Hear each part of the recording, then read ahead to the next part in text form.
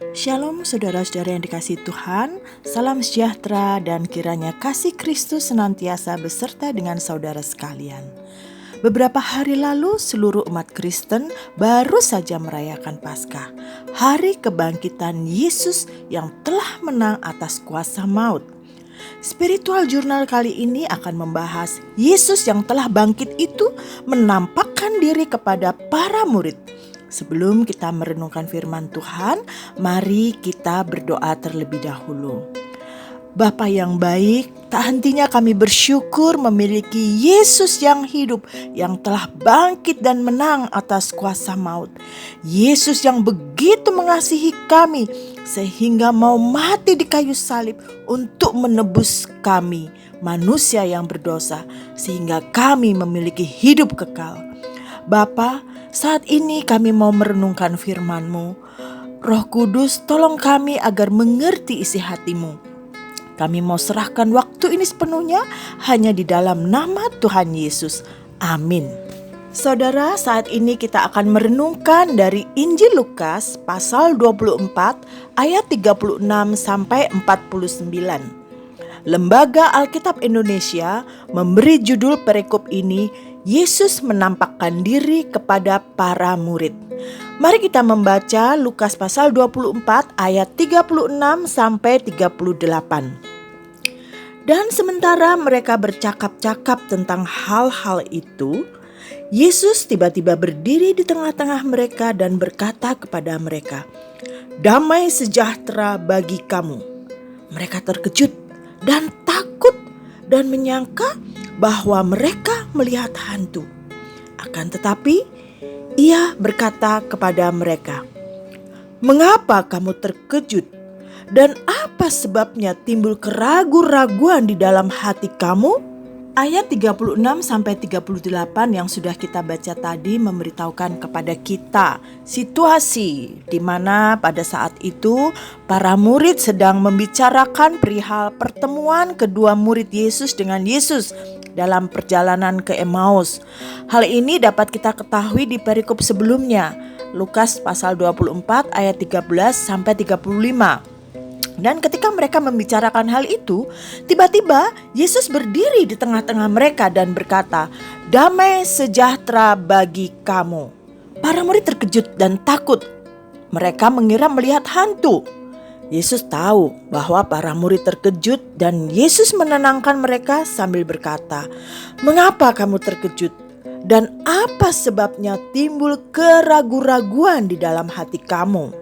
Yesus sangat tahu kondisi hati para murid yang ragu-ragu dan tidak percaya dengan apa yang mereka lihat. Bisa jadi mereka meragukan sosok Yesus yang tiba-tiba muncul di hadapan mereka. Jika kita bandingkan dengan Yohanes pasal 20 ayat 19, disebutkan bahwa para murid sedang berkumpul dalam suatu tempat dengan pintu yang terkunci rapat. Tiba-tiba muncul Yesus di hadapan mereka. Tentu saja para murid mengira sosok itu adalah hantu. Para murid lupa perkataan Yesus bahwa anak manusia harus mati dan akan bangkit pada hari yang ketiga. Dan bisa jadi ini membuat mereka menjadi ragu-ragu.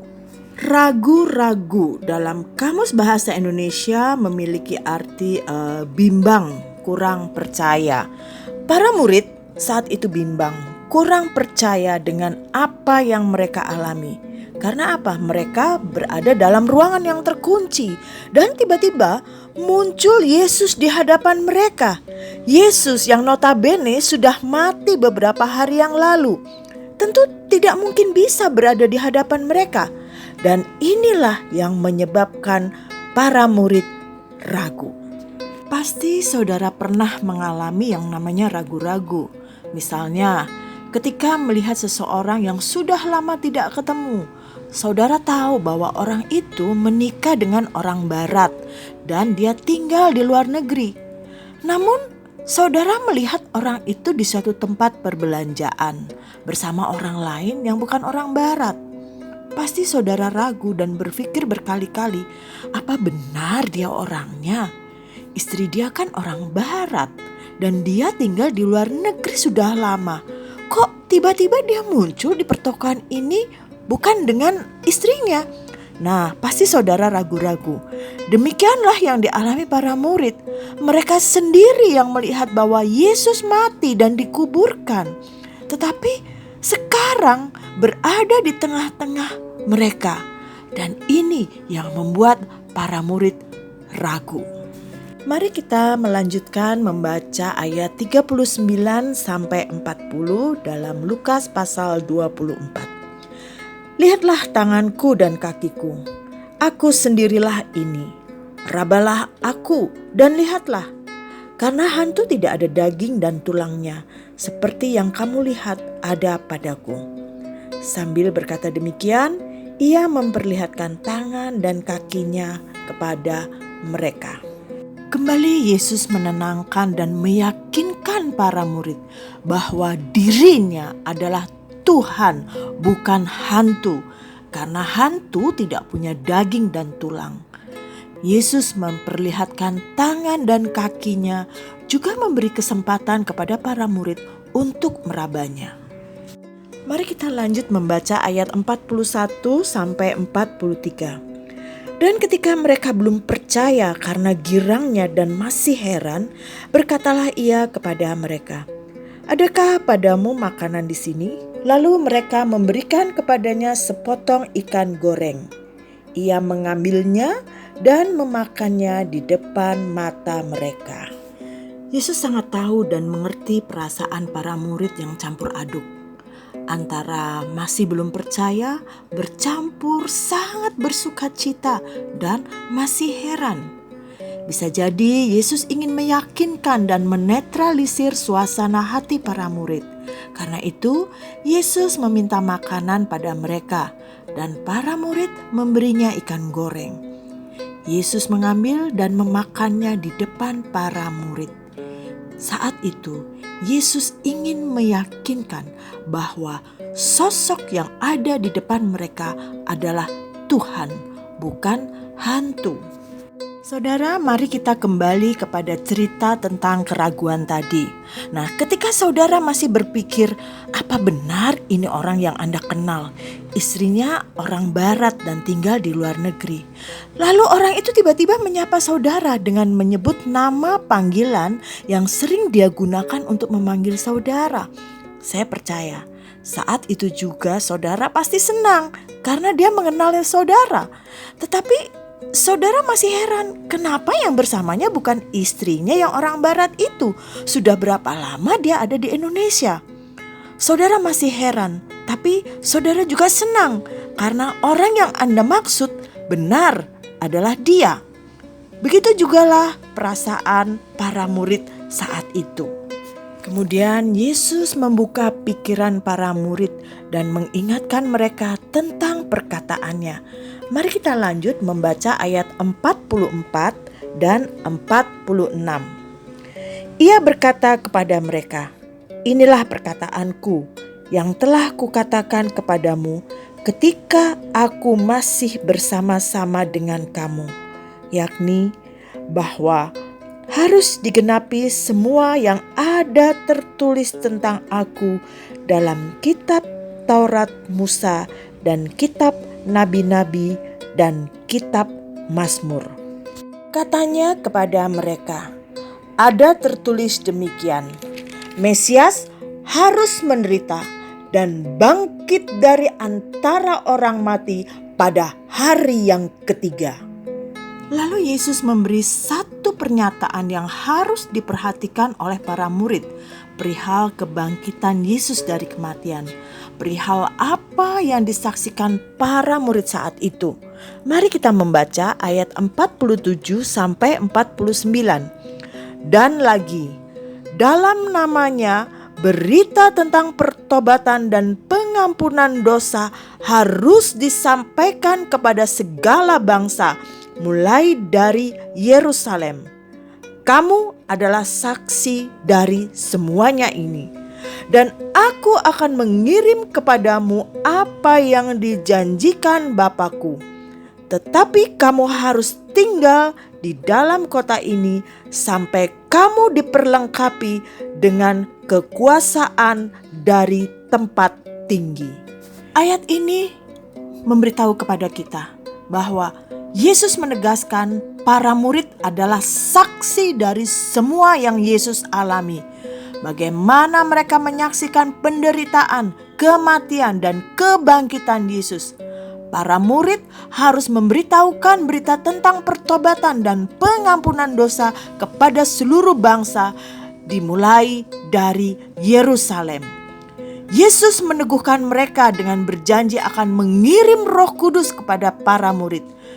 Mereka akan diperlengkapi dengan kekuasaan dari tempat tinggi. Karena itu mereka harus tetap tinggal di Yerusalem. Kembali kepada kisah keraguan saudara tentang orang yang menyapa saudara di pertokoan tadi. Selagi saudara masih meragukan keberadaannya, orang ini mengingatkan saudara tentang cerita yang pernah dikatakannya kepada saudara melalui email yang dia kirim beberapa waktu lalu.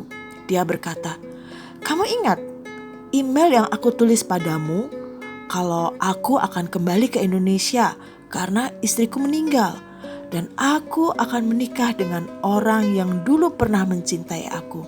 Dia masih tetap menungguku. Aku tahu bahwa dia mencintaiku." Nah, saat itu saudara baru teringat email yang pernah dikirimnya dulu. Ingat akan ceritanya tentang istri bulenya yang sudah meninggal. Begitulah kondisi para murid saat itu. Ketika Yesus membuka pikiran mereka melalui kitab suci, barulah para murid menyadari bahwa sosok yang di hadapan mereka adalah Yesus. Setelah Yesus bangkit dari kematiannya, Yesus menampakkan diri kepada para murid dan beberapa orang lainnya. Untuk apa dan mengapa Yesus harus menampakkan dirinya kepada para murid? Ketika merenungkan hal ini, untuk apa Yesus menampakkan dirinya? Saya merenungkan dan berpikir bahwa yang pertama, Yesus mau menyatakan bahwa apa yang dinubuatkan dalam kitab Taurat dan kitab para nabi sudah digenapinya. Anak manusia diserahkan kepada ahli Taurat dan pemimpin agama untuk didera, disiksa dan disalibkan. Dan pada hari yang ketiga bangkit dari antara orang mati. Yang kedua, Yesus mau meyakinkan agar para murid tidak perlu takut dan ragu lagi. Karena Yesus benar-benar hidup seperti apa yang telah dikatakan dahulu ketika Yesus masih bersama mereka. Yang ketiga, Yesus mau mematahkan berita bohong yang tersebar di Yerusalem bahwa para murid telah mencuri mayat Yesus. Saudara, kita tidak perlu meragukan kebangkitan Yesus karena Yesus sendiri telah menggenapi apa yang dinubuatkan tentang dirinya di kitab Taurat, kitab para nabi dan kitab Mazmur. Kebangkitan Yesus merupakan jaminan keselamatan bagi kita yang percaya kepadanya. Kelak kita memiliki hidup kekal bersama Yesus. Kebangkitan Yesus dari kematian telah menyatakan kemenangannya atas kuasa maut. Kebangkitan Yesus menyatakan bahwa Yesus yang kita percayai itu hidup selamanya dan dia kembali ke sorga menyediakan tempat bagi kita orang-orang yang percaya kepadanya.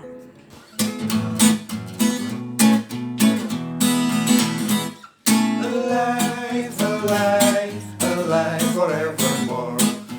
Jesus is alive, alive forevermore. Alive, alive, alive forevermore. My Jesus is alive. Sing hallelujah, sing hallelujah. My Jesus is alive forevermore. Sing hallelujah, sing hallelujah. My Jesus is alive.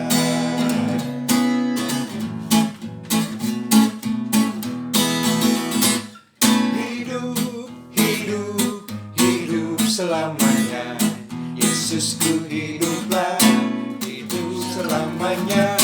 Hidup, hidup, hidup selamanya. Yesus ku hidup